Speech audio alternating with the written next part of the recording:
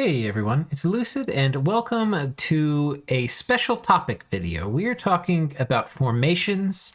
There's so much to cover, and at the same time, I've actually struggled making this video because there's so many different things I could cover and I'm not exactly sure how to do it. So we're going to start with some of the basics and then we'll get into like more and more complicated things.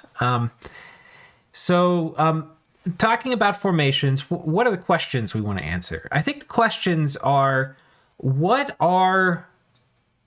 going to be a few, like, we're going to have the first part that's going to be about expansion, kind of, like, what are things to think about when you're expanding? And then the other thing we're going to think about, or the next topic, I guess, within that will be how to deal with special types of things when it comes to wars that are primarily troop-based. So it's like how to deal with cavalry, how to deal with flyers, how to deal with tramplers potentially, and how to deal with archers. We'll try, I'm not very good at this, but we'll try to do a little bit of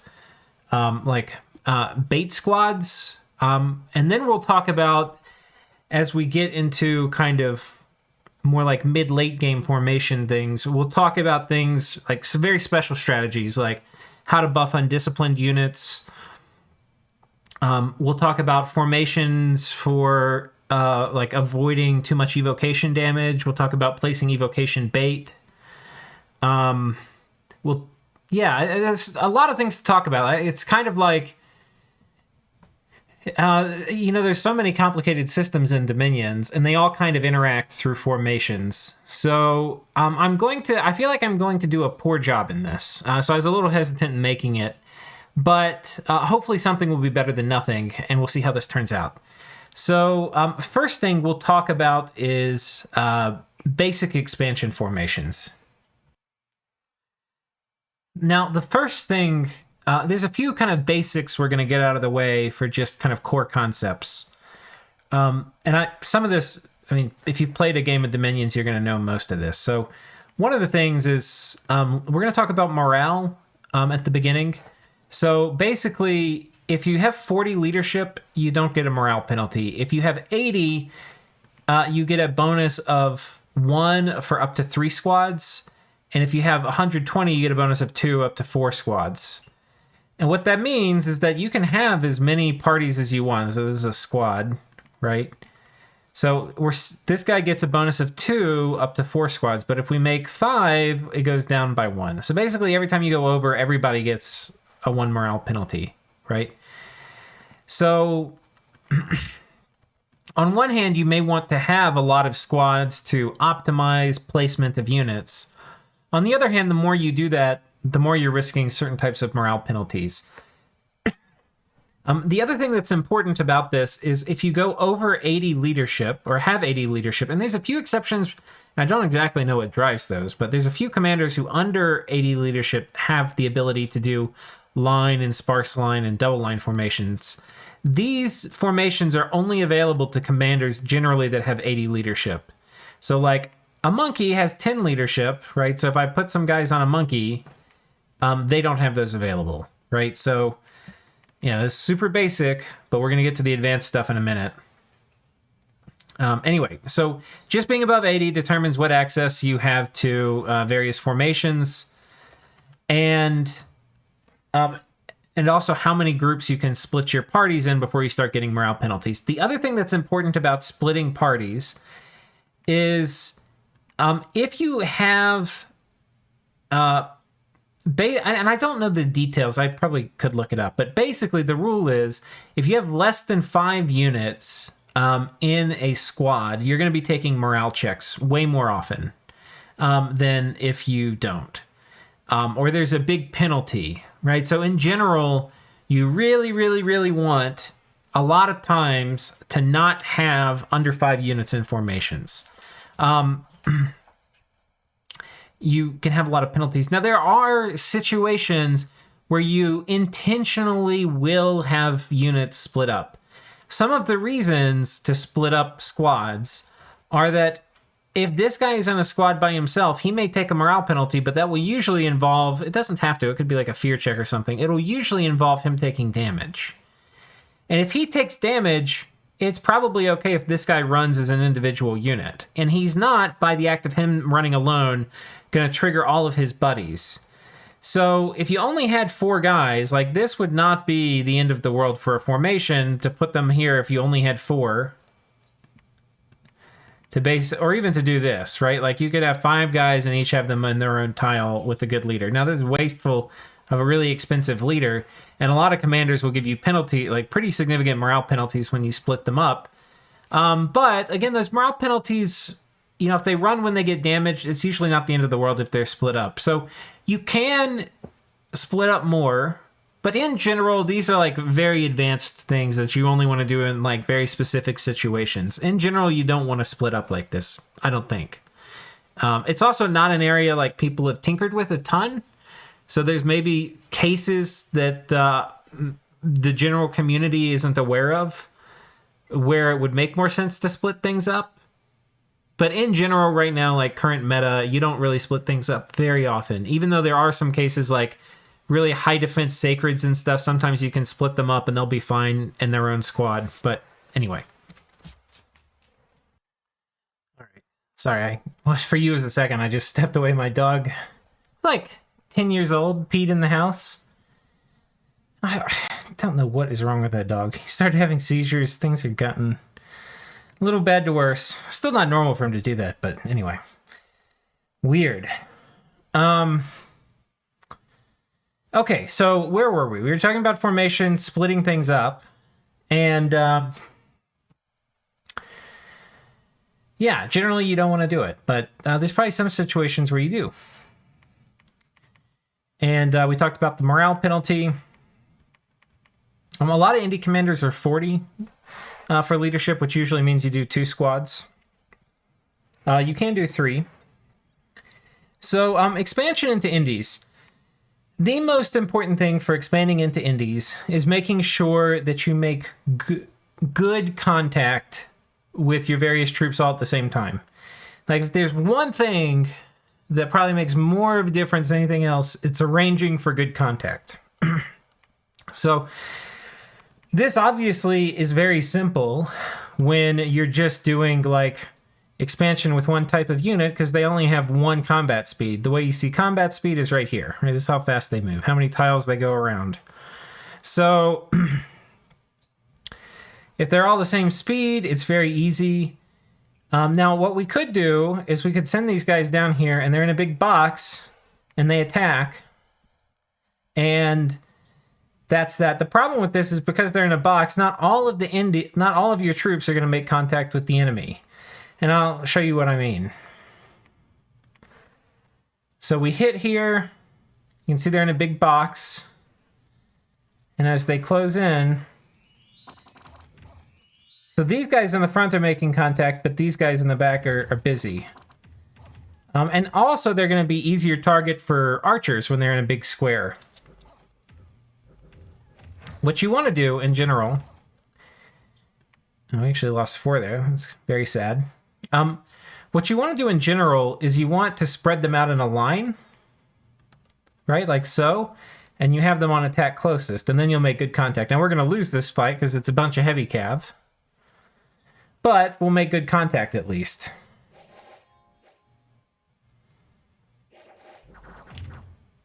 Right? So you can see everybody was contributing. They were all fighting. We still got wrecked though, because this was not going to take that province. So that's the first rule, is making good contact. Now, if you have different speed troops, it can actually be tricky. Or troops with like javelins, other things like that. Those can all make it more complicated. Like for TNC, who's the other kind of thing I've loaded up here, a lot of times you'll have like some guys here, and you'll have some archers, or I mean some cav that you want to use, right? So let's take these guys and we'll hit this. So what I want to have happen is I want these guys to make contact at about the same time. We'll give them a few fewer, right? So, okay, we want these... No, these are horsemen. Okay, so what we want to have happen is them to make contact. Now, these guys are moving forward at 11 tiles around, right? This whole thing, I believe, is 20 tiles wide, and then there's 10 tiles in the middle, and then 20. So it takes 2 to 3 rounds for your guys to connect. So generally what I find, you can like math it all out and figure out how far they'll move with the type of indies. A lot of this is just kind of intuition that you get from playtesting a faction. Like these guys on attack closest, with these guys here on hold and attack closest, they will probably make contact about the same time. I think the horses will actually get in there a little bit earlier. Sometimes with archer horses, because while you have them on hold and attack, the turns they're holding, they'll actually use their bow. Sometimes if that turn they're holding, like on the threshold, they shoot their bow, like when it's their turn to move. Like sometimes they can do it right on the cusp, but it actually makes them wait 3 rounds, not 2. And that can mess up the timing. But I think what's actually going to be a little better is to spread these guys, scoot them back a couple, because I think they'll hit a little early. And I think these guys should make contact. So we'll see how this goes. So these guys are on hold and attack.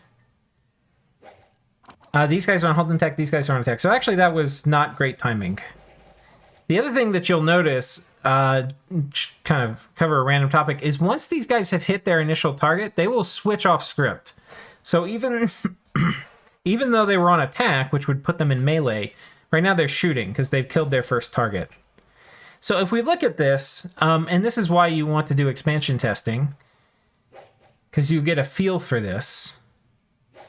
Okay, no, this actually was what happened, what I thought it would. Oh, no, they only did 2. Yeah, okay. So first of all, I could have positioned them farther forward. I positioned them too far back. So we'll see. We'll try it again. But just having a feel for kind of how this works is usually pretty important. But do we have any troops here? Wait, who do we have for troops? Let's say I only spread these guys out.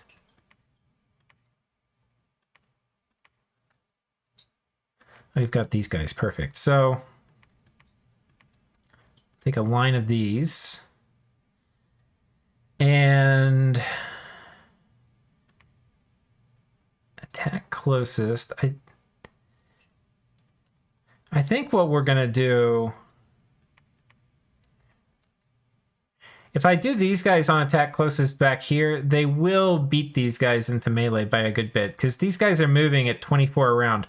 They'll cover this whole distance in 1 turn. So I think the best you can do with this is actually hold an attack here.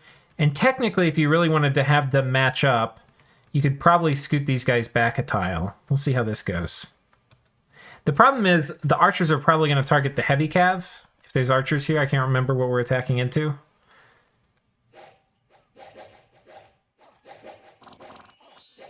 They did 3 shots that turn, I swear to God. 1, 2. They're only supposed to do 2, so sometimes they do that 3 and it messes up your thing. That was what I was saying.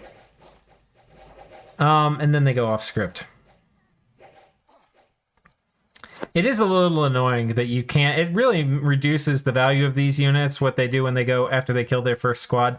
One of the things that you can do for this, by the way, is you have them on... Instead of hold and attack closest, you can put hold and attack rear. And a lot of times they'll run into something that isn't their initial target. And they'll kill that. And then once that's dead, their initial target still isn't dead because it's at the back. And so then they'll keep running towards that thing and stay in melee. That's one way to try to get around this, but it doesn't work great. Anyway, the most important, one of the most important things in expansion is just having disparate types of things lining up to hit this what you want to hit at the same time. That's like super duper important. And maximizing surface area when you do make contact. So that's like when you're if you're using an indie commander, doing a single box like this is often not very good. You're going to take more damage from archers because they're going to hit more frequently, and you're not going to make good surface contact. With indie commanders, they don't have access to the line, so a lot of times what you'll do is you'll do two boxes like this, and then as they make contact, the guys in the back will spill around the sides, and you'll have much better surface area. The other thing that's nice about doing this, so oftentimes, if I'm just doing like, 1 second, work a day, like infantry expansion or something like that, a lot of times what you'll want to do is, so this guy, yeah. We'll put some PD here. A lot of times what you're going to want to do is put these in 2 squads up at the front like this, and you have the back guy on spells, and that's just going to make him sit still. If you're paranoid, you can do this too, which is what I normally do, right? But the 2 squads is important, because what will happen if you have 2 squads, it's much less likely that one group gets around your troops and makes it to your commander. If you only have one, like one squad, it's very likely that if there's 2 enemy, like if, let's say there's a heavy infantry and a light infantry, your one squad might draw aggro of the heavy infantry, and the light infantry run past you and go kill your commander, and then you lose. If you have 2 squads, it's much less likely for that to happen. And yeah, I mean, this would just be like super basic how you would kind of expand. You put them in 2 squads, you have them run forward. And here you can see there's 2 squads, and they make contact with both of them. So anyway, that's one way to do it.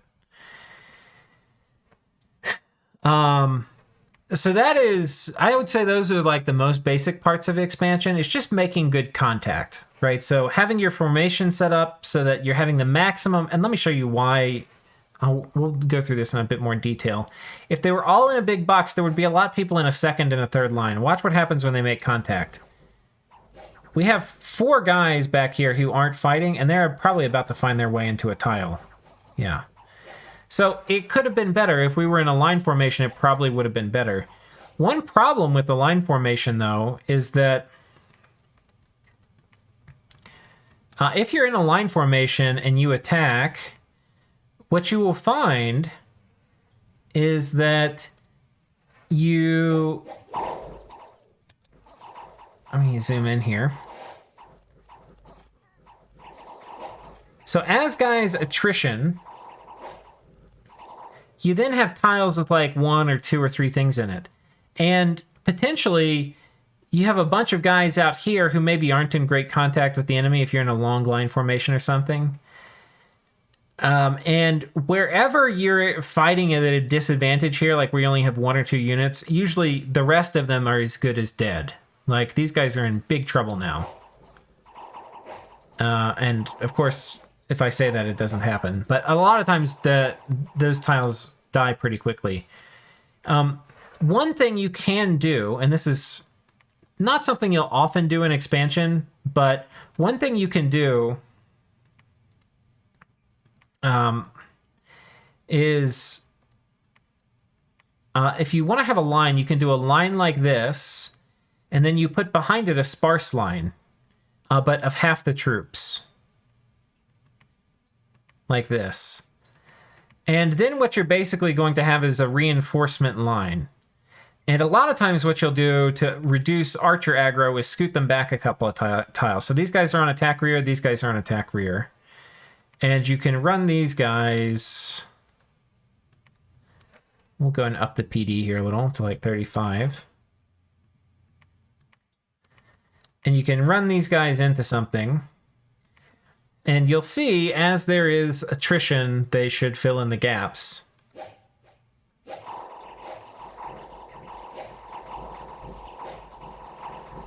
Right, so you can see we actually don't, there's not many squads where there's not things happening, but, and we had enough troops, if we were only a single line, as there was any kind of like complex geometry that our troops have to wrap around, you would start getting more empty tiles.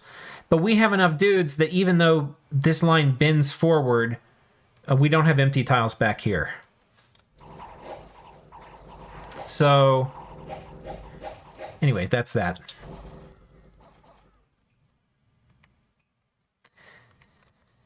So that's a pretty good formation to do, which is basically just having some reinforcements for your line. The other thing to think about when you're doing this is... Sorry, I clicked out for a second. The only thing, or the other thing you need to think about when doing this is whether to do attack rear or attack closest. And we're gonna talk about that right now. So there's pros and cons to each. In expansion, a lot of times I just do attack closest. If you do attack rear, you can do like flanking maneuvers, right? Like we were talking about. And usually the goal in a flanking maneuver is to get to the archers or to get to the commanders. So that's kind of like the most obvious reason to do attack rear. The other reason to do attack rear is you don't want to get foiled by things like fliers jumping at your back line, which can keep you from running forward. This can be a tactic that like air nations will use to get you to bunch up rather than kind of spread out and come at them. If they have people on attack rear, a lot of times your guys will bunch up and go after them, and then they'll hit you with like thunder strikes and stuff. So the other thing is like stuff like Howl makes a lot of distraction chaff, and your guys will be running around chasing it if you're on attack closest. So anyway, that's a risk of being on attack closest, because anything back here is going to attract aggro if you're on attack closest. Another thing, so with attack rear, that's nice. The problem with doing attack rear is if you have a big long line like this and you're on attack rear, these guys in the middle will potentially engage the enemy while the people in the end run to the back. And if that's not the behavior, sometimes that's the behavior you want. Sometimes it's not, though. Sometimes what you really want to do is you want the people here to like come in like a, envelop the enemy front line, to like curve in here and envelop them on the side. But if they're on attack rear, they won't. They'll just run to the back. And so if you put them on attack closest, then they will, but then they'll be that was kind of like one of the things that happened in the Relay series, was I kept getting bamboozled by, do I do attack closest or attack rear? And whichever one I did, I ended up getting bamboozled on. And exactly both of those things happened. One of the times I was in this long line, I really wanted to envelop the enemy. Instead, they slowly trotted towards the back. And I'm like, okay, I do attack closest, and then I get bamboozled by Howl and other sorts of things that keep me from engaging the enemy properly. So which one to do, I don't know. You try to get them where you want them to go. Sometimes it's nice to have a mix. Guys in the middle that are on attack rear are pretty safe. Like if we did a double line here and these guys are on attack rear, these guys are heading to the back. There's not going to be there. You don't have to worry about envelop. Like their job isn't to envelop, right? Their job is to just run backwards. So you could put these guys in attack rear and then some other guys here that are on attack closest, and then they would do the enveloping maneuver.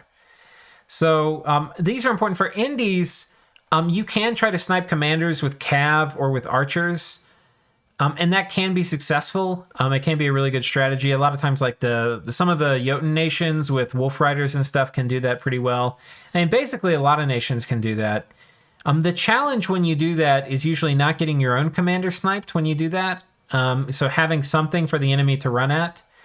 And a lot of times, it's just better to kill the enemy front line. I think the times it makes sense in expansion to go after the commanders is A, if you think you can. If you're not confident you can, don't try it. And B, if there's a really big army you want to avoid fighting, right? Which is going to increase the stakes, because if you miss the commander snipe, you're in trouble. Now, when you're on attack rear, there is a chance every time you run past a squad that they will get diverted and run in and fight the squad and not make it to the back. We'll do here with Bandar Log a sniping here of the TNT stuff.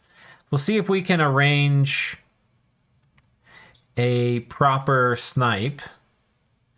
So let's get our tigers, our tweet toigers, and let's have some of them like right here. If this were a proper sniping operation, it wouldn't be too many. Attack rear. And we would have some of these other guys that are up here to kind of bait in the front. So these guys, oh no, these have a mace. Where are sticks and... I guess we don't really... We'll put these guys here, and we'll have them do fire and keep distance. And I'm actually not sure how this works. We're going to just test this here. I never do fire and keep distance. I'll put these guys back here. Okay, let's see if we can actually snipe here.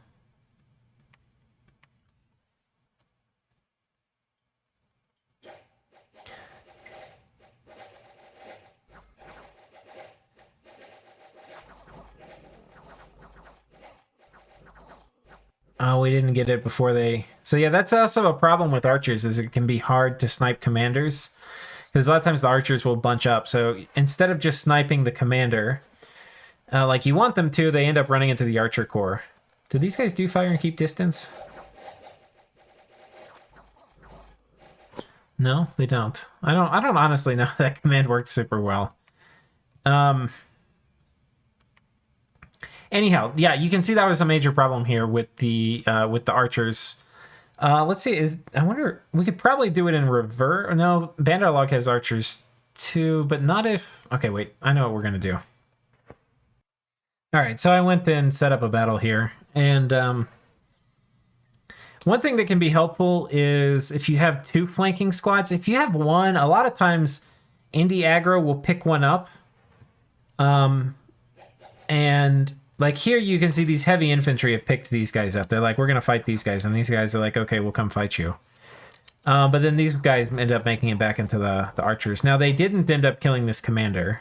We just end up HP routing him by hitting the archers and some other things. But that's basically one way to do it. I'll just say the AI is very good. When they're raiding and using horsemen, like cavalry, they always snipe my commanders in single player. Like, way more than it ever happens in a multiplayer game. I don't know what it is. They're very good at doing it. I probably should go analyze it.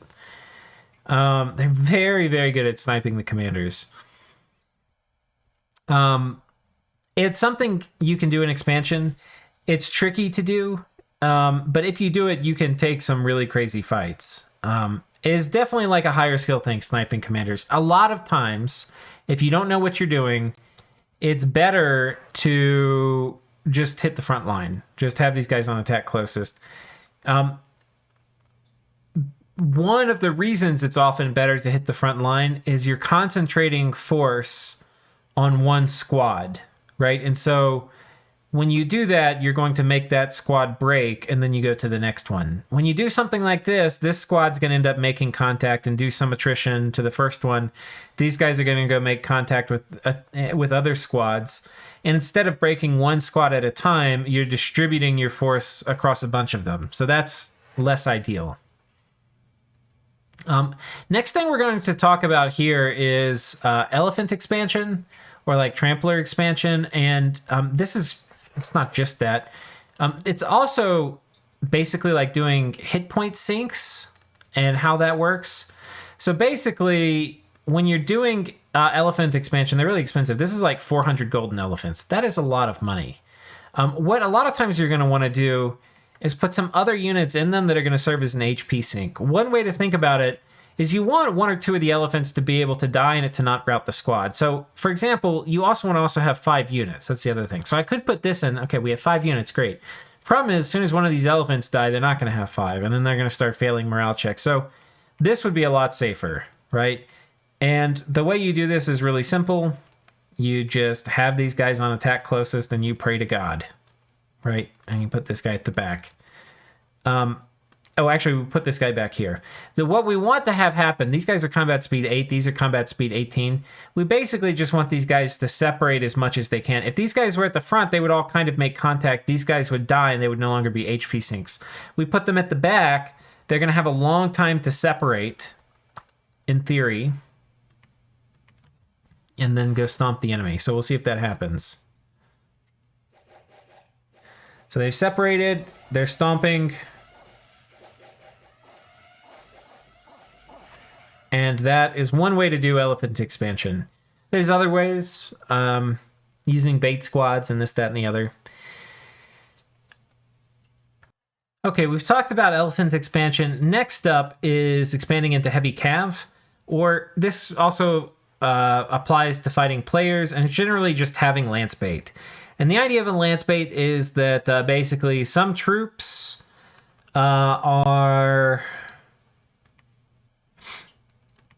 some troops have lances, which are very damaging, like single-use things, and we want to expend that single-use thing on stuff we don't care about.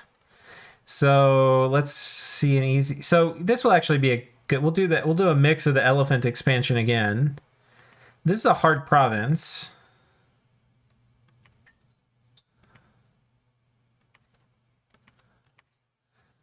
So let's clean this up a little. We're gonna need probably one more elephant. We have 5. I would probably risk 20 heavy cav. Well, so there's a lot of things to consider when you're doing this. So like, if these guys die, will it HP route these guys? And do we have enough of these guys to eat all the lances? I actually don't think we do. I think what we're going to instead do is we'll do some cheaper lance bait. Now, sometimes though, because these guys have less HP, 5 times 20, we're going to actually need a couple more. And one more elephant. And this will take it. So what we're going to do, we're going to put these guys up at the front. And we're going to have these guys on hold and attack closest. And we're going to have this guy on spells in the back. And I'll actually do a skirmish formation here. That way they're going to be easy. It's going to be easier for the elephants to separate. I haven't actually tried this before. I don't know if it will work. But the idea is we need these guys on hold and attack closest so the lance bait gets hit. What it's going to mean is the elephants get less separated from these guys. But that's actually going to be okay because the elephants probably could use a hand versus the heavy cav. So let's see how this goes. Sometimes though, a lot of these monkeys end up getting ignored a lot of times. Not here. So they end up spending the lance charges and the elephants get in and they squish heavy cav, which they're actually pretty good at. Right? So this would be a... Oh no, and then they get an unlucky morale check. I think we might have gotten HP routed there, because we didn't... I might have needed... We lost... Oh, the elephants were low. They were real low. So, I mean, this elephant had 5 hit points out of 60. So, we needed... And if we look at the Bandar Warriors, they're all full health.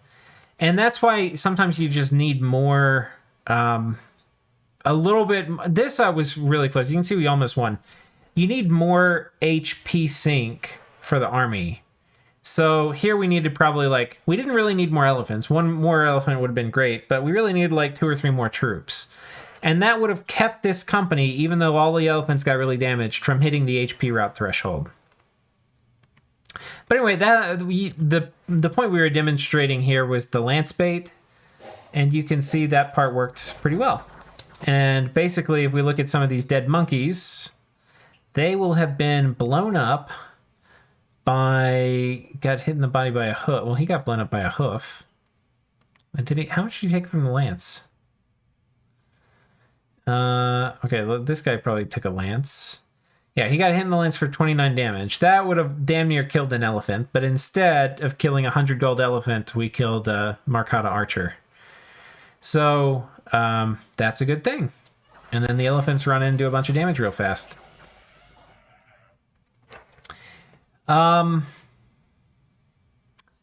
The other thing to be cognizant of for formations is buffing sacreds. And if you're buffing sacreds, what you want to do is usually you want to have... a lot of times, it depends whether there's archers in the province you're going to. But a lot of times what you want to do is you want to have this guy far enough back where he doesn't attract aggro, and he can bless them. And you actually can have your blessed units kind of far forward. Blessing's a pretty long range spell. It's 15. So, I mean, this is probably only 8. It could probably still bless even up to here. But it starts getting pretty inaccurate too. So you could do like this.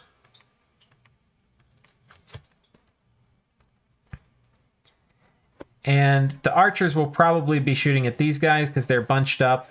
And this isn't a very appetizing target because they'll probably miss him. And so anyway, that's how you can do that. Basically, don't put your commander in here with your dudes. You still run the risk of this, of getting really unlucky targeting where they still try to shoot your commander. This will happen sometimes.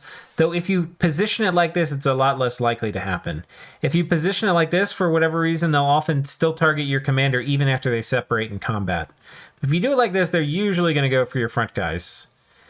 You still have the chance that troops can run around and kill your commander, though. But that's important for positioning for expansion. I think we're mostly through the expansion strategies. Let's get into some more interesting things. Let's talk about protection against flyers. All right, so I've set it up now where we've got some great eagles and we're going to come in and attack them, and we don't want to get our commander sniped. So what will happen is if we're like this, which a lot of times you would be, and they're on attack rear, they'll just kill your commander. The problem, though, is we don't know whether they're going to be on attack or hold an attack. If they're on hold an attack, right, and we go like this, we'll just put them in one blob right now, hold an attack closest, right, and we run in, and these guys are on hold an attack rear. Let's see what happens.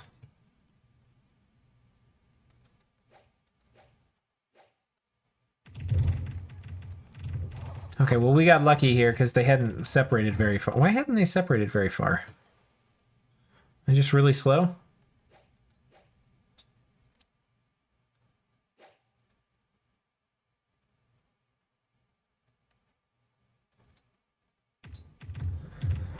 And the commander was towards the front. So anyway, this ended up working out. A lot of times what will happen is if both of the groups are on hold and attack,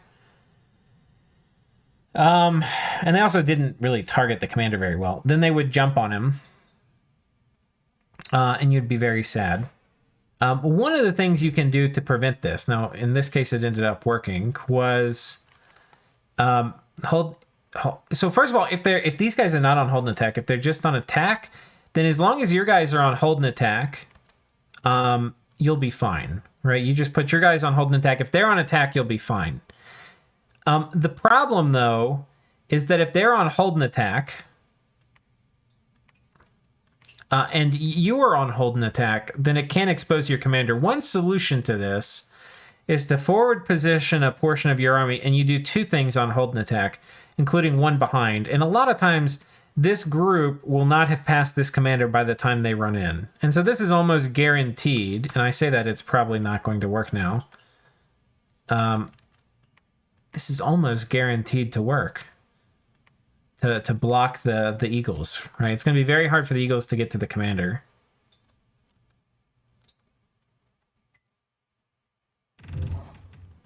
Right, and so by the time they land, these guys are here. Now, it's possible they still could have landed on because he was out in the open, but they have him on hold and attack rear. You know, you also can give bodyguards to him that's going to help block it. Especially lots of commanders together with bodyguards. If you have like 4 commanders standing together and they all have 5 bodyguards, that gives you a nice little cluster of units protecting them.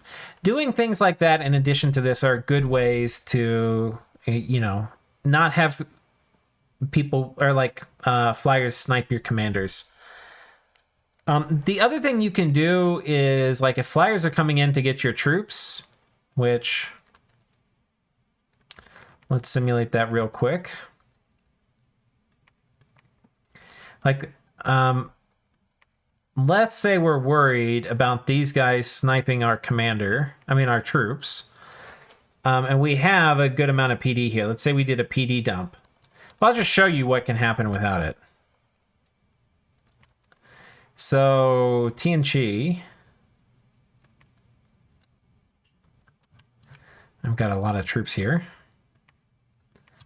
All right, hold and attack rear, and let's put them in a few squads so we've got a higher chance of it happening. It's possible one squad gets distracted. Okay. And let's see if we snipe the commander.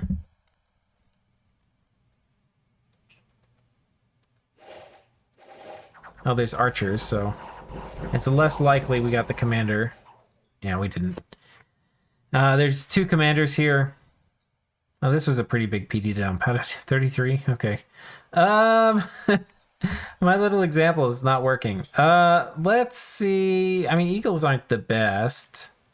They're pretty good though. We'll get some more. I don't know why they're flying really fast. I wonder if it has to do with their combat speed, because a lot of other summons, I mean, a lot of other things take a while to get back. These guys really get back there real quick. But one of the things you can do, like I could pull up a test game with Calum or something, but one of the things you can do that will work pretty good is you can have like another extra commander in here, and you forward position him a little bit like this, and you just have him on attack rear. And when they hit, he's going to be buried inside the PD, and it's going to be very difficult for the enemy to snipe the commander. And you can see he's basically mixed in here with the heavy infantry. It's hard to get it exactly right, but yeah. I mean, you can have him on attack closest too, but attack closest, he probably will come back and fight these guys, whereas here he's really not interested in them. And anyway, the Eagles are gonna win this fight, but they didn't win it by routing the commander, right? Because this guy was back here trying to score a touchdown. So anyway, that's another little trick you can do to avoid getting your commander sniped. Because it really sucks when you put a lot in PD and then it dies to like the first thing that looks at it funny that can snipe commanders. So that is a thing for protecting flyers. I think we basically covered it. I mean, the main ways to protect, and I mean storm and stuff too, but a lot of times it's having a back position. If you put all your stuff at the back, you can, and I haven't demonstrated it super well, but if you put all of your your stuff at the back, like if my commander's back here and these guys are back here and you do hold an attack, you can have it, and you'll just have to trust me, that these guys separate and they snipe your commanders, okay?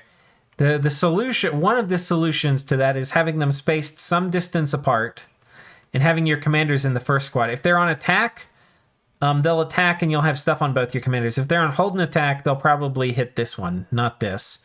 And by the time they hit this, it will probably... You can also, if you do it, if you're really sweaty, you can figure out how far it needs to be such that if they're on hold and attack, these guys will not only... They'll be actually surrounding your commander, right? But, I mean, the absolute safest thing to do would be to have these guys like this, these guys back here, and then have some guys on guard commander and have multiple commanders that are all sitting here. So then it's going to be really hard to get them. So anyway, that's the dealing with flyers. Next up, we're going to talk about some kind of obscure but funny things. We're going to kill these set of barbs with a kind of cool trick. And we're going to make an elephant bucket. And this was something I think I did in the LA Ulm game for the first time. But I'm not exactly sure how many elephants we need, but here's the basic idea. What we're going to do is elephants cannot... A lot of units can't move if there's anything in the tile next to them.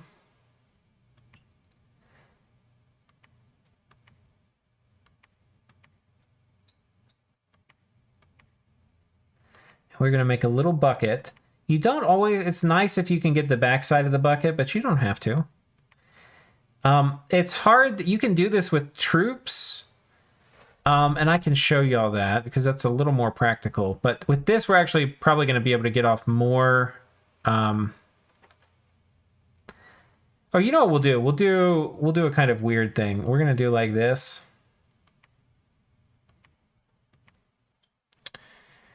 And we're going to put some troops here. You can actually do it with archers. We're going to need a good commander, though.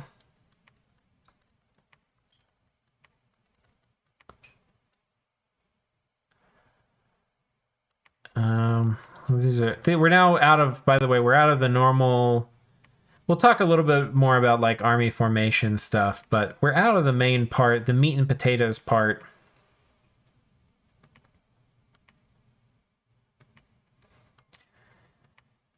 I don't know how well these elephants are going to fit in here. We'll see. This looks fine to me. Probably have a couple too many here. Oh, these aren't... Pretend these were undisciplined, okay? I'm going to leave them on this, and they're going to try to attack. It'll be as if they're undisciplined, but a lot of elephants are. These particular ones are well-trained elephants. And then we're going to give these guys a script. We're going to have them do... Oh, we have to... One second, I have to research.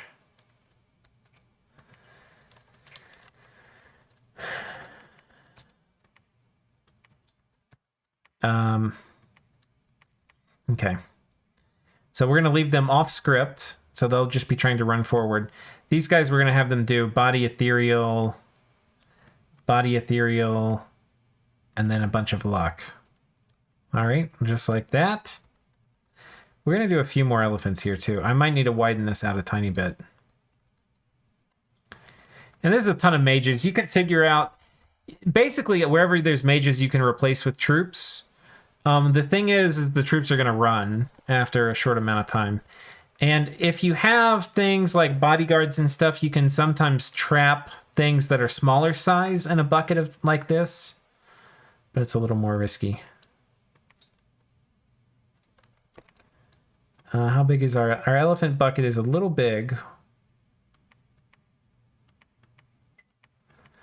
But that's okay. I mean, I obviously haven't prepared a ton for this. I've done something like this before. I don't know how this is going to fit. We're going to actually...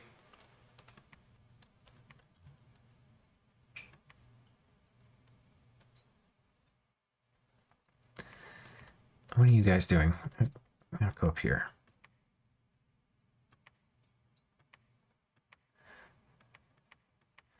I'm actually going to put these in a little bite-sized bucket in the back, like so. Make sure they fit. Okay. And let's run these into the barbs. This will be funny. The archers will die in the front, but then they will unleash a world of elephant hurt.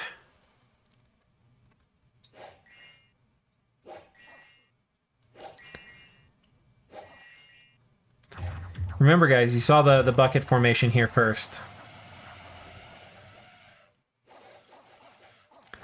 All right, so these are like advanced things. They're very gimmicky. They're easy to kind of get broken, but that is an advanced formation. If you do that in a game and it works and you kill somebody with it, people are going to be like, oh, dude. But it also took a ton of mages, so good luck doing it. Yeah, I mean, and like, you know, you can do this obviously with normal troops too. Like, elephants are normal troops. So, anyway, that's a thing. I haven't seen anybody else do this before.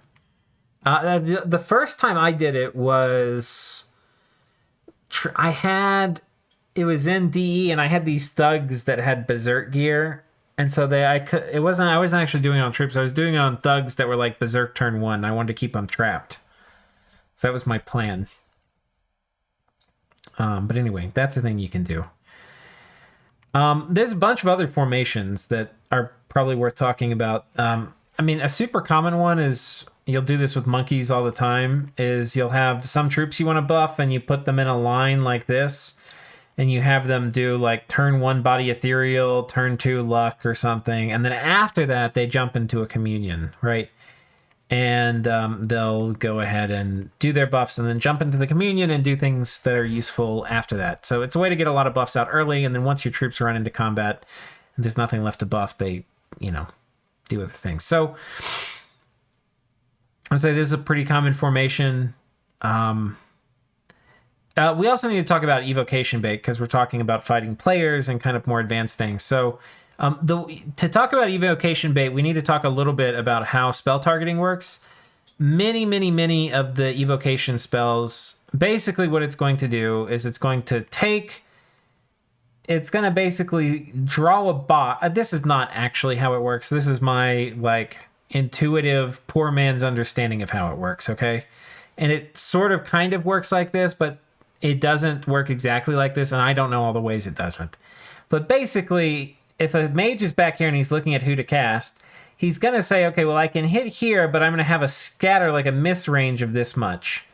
Or I can hit here and I'll have a miss range of like this much, right? Or I can hit back here and I'll have a miss range of this much. And it's basically saying how much damage would it do for the various things it's going to hit. Whereas the closer it is, the more likely it is to hit. But it's also looking at like, okay, well, if I hit an elephant, this elephant has a stinking lot of HP. That would be really good. But if I hit a monkey has like 9 HP. I'm not going to be able to do that much damage to it with a Thunder Strike. So, it's going to be basically looking for HP density. And what it wants to see is it's going to be comparing how much HP density is there versus how much inaccuracy is there from range and stuff. So having high HP units that are close to the front of your formation are going to draw a lot of early evocation. So that's basically something that's really common in lots of armies when you're expecting a lot of evocation. The downside of putting up evocation bait is usually a lot of the things that are good evocation bait are kind of expensive. Like elephants are expensive. You can use them as evocation bait. A lot of the animals which are evocation bait are undisciplined and stuff. They're less expensive, but they'll run in. A lot of times you might want your evocation bait on like hold and attack or something to kind of delay while your army's getting buffed up. Because if you have them attack, they're not going to be evocation bait very long. They're going to run into the enemy army and die.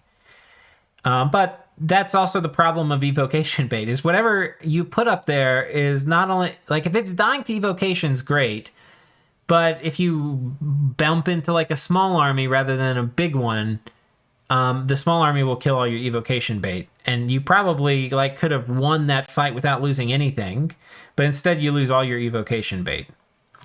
So anyway, that's another super common thing, is you basically just take high HP stuff and you put it up towards the front. The other thing I'll just mention in this is that if something has a lot of a certain kind of resistance, then they're not going to be good evocation bait for that type of spell damage, because the AI is going to prefer to target other things that don't have that resistance. There's some other kind of gimmicky things you can do with formations to, like... I mean, like, if we were going to be super try-hard, you could have, like, some monkeys back here. These monkeys are going to be casting Ethereal. These monkeys are going to be casting Luck. Right? These monkeys are going to be doing Twist Fate, or whatever the buff is, right? Like, you pick your buff. But you could basically have, like, an assembly line where as the elephants run through it, they're going to get buffed by different things. So... that's another way to maybe handle something like this. So you could have like these guys on attack and they run through it at the beginning, and these guys on hold and attack and then they run through it. And elephants are going to... we actually might try this. Okay, attack, hold and attack, and we'll run them through the assembly line.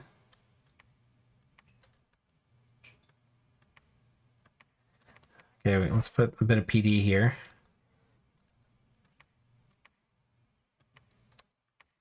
I have no idea how well this is going to work, or how poorly this is going to work, I should say. Put these guys right here, okay. Attack, hold and attack, okay. Assembly line.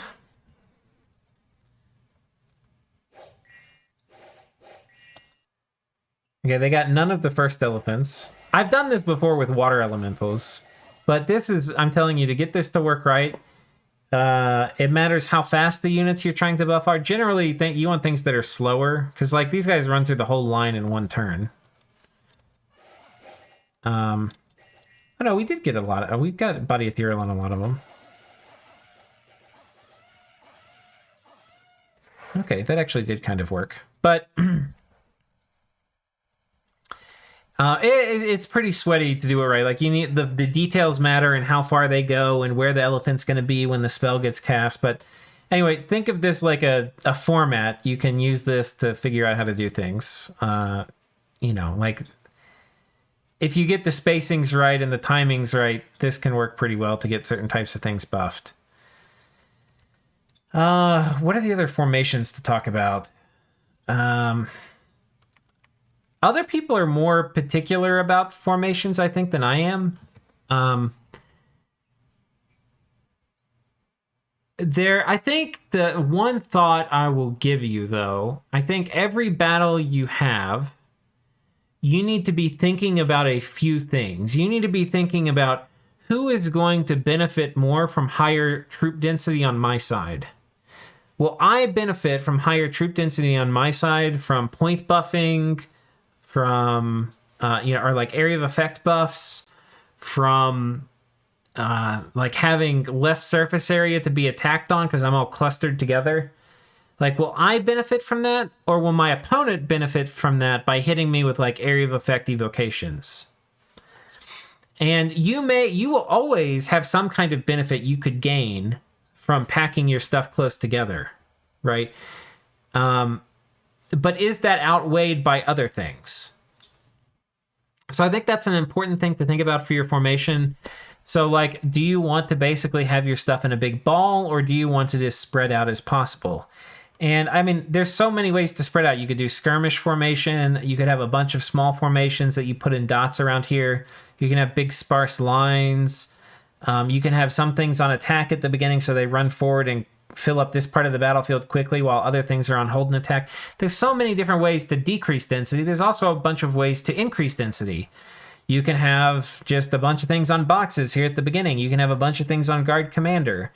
You can have a bunch of things like that. But ultimately, it's going to change how densely your stuff is packed together. And if your enemy's doing big AoE nukes, you generally don't want a lot of density. If you're doing a bunch of AoE buffs or like point buffs or, things like that, like Wooden Warriors and Legions of Steel and things like that, it makes sense to be packed together. So that is something that I think you need to think about for every team battle. Do I want to be the one packed together or not? The other thing I think that bears thinking about is, do you want to have a lot of surface area? And this is related.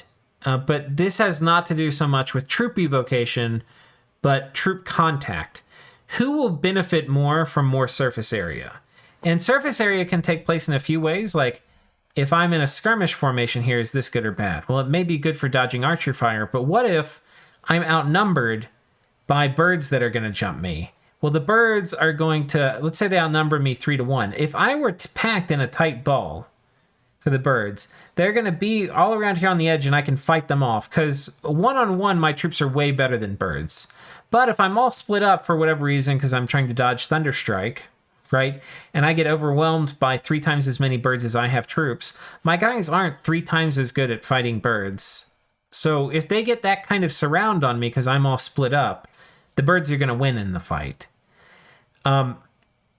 So it's also worth thinking about, and this comes back to the density and how you lay your troops out thing, which is who's going to benefit more from surface area? And most often the answer to that question is the person with the biggest army wants the maximum amount of surface area. So that's going to determine whether they want to fly or not fly.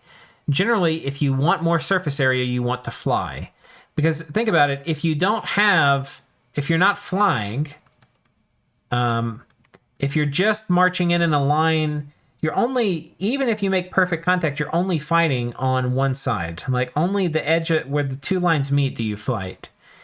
But if one person has twice as many troops, it's not going to help them if you have a big long line, because they'll have one big line and then they'll have another line behind it. So there'll be 2 lines thick and the guys on the back won't be doing much. If there's flying, all of a sudden now you can basically have people on both sides of you.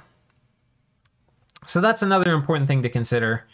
Do you want to have...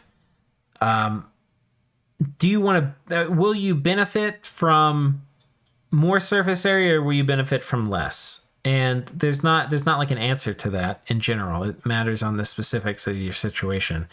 And a lot of times it's like, like I was mentioning with the birds, like you clump up too much, they thunderstrike you. You spread out too much and they pick you apart.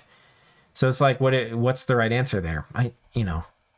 It's hard to come up with the right answer. You do the best you can and you weigh the risks. But there's a lot of good buffs in the game which require you to clump too. And so it's like, weigh those against this. It's hard to do. But I think that's it, guys. I'm sure there's so much I haven't covered, but by God, this is an hour video already, and we're just talking about formations. What are my closing thoughts? My closing thoughts are... I think my closing thoughts are try... I hope I've given you maybe some structure and framework to think about things more abstractly. Because I think if you understand the reasons, like a lot of times it comes into just making good contact, right? That's even a lot of what the, like, do you want more surface area or less? Like, you just want good contact, and good contact can mean different things. If you're outnumbered, you want to be clustered, right? If you outnumber them, you want to swarm them and have all of your guys engaging in combat that you can. So I think a lot of this is just it comes down to making good contact and to avoiding and basically avoiding the kind of, you want to get the kind of contact you want to avoid the kind of contact you want your enemy to make. So it's avoiding things like commander snipes while figuring out how to do commander snipes of your own, potentially having really good troop contact in engagements, which includes things like replacing losses once they form in your front line. So anyway, it was a lot to cover. I don't know if it was helpful. I feel like I kind of at the beginning was talking to beginners, and by the end was probably talking about some like really weird advanced tricks that a lot of you probably haven't ever heard of. So, yeah, and I probably could do a whole nother video on it. I don't know exactly what I would cover, but if you made it to the end, thanks for staying with it, and I will see you all in the next video. Take care.